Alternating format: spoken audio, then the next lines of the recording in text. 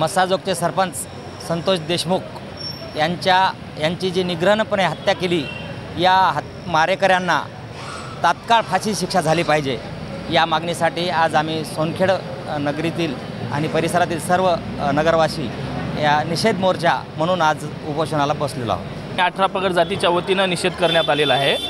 संतोष देशमुख यांच्या कुटुंबियाला व सोमनाथ सूर्यवंशी यांच्या कुटुंबियांना लवकरात लवकर न्याय मिळाला पाहिजे।